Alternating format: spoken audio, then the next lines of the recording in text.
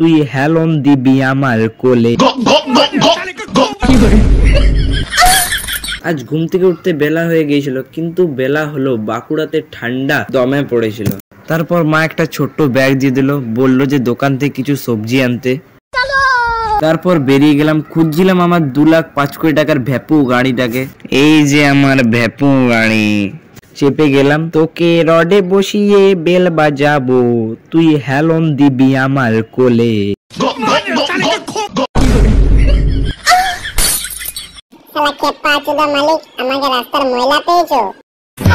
তারপর চলে এলাম দোকান। কাকু 2 প্যাকেট বিড়ি, 1 কাপ ম্যাচিস।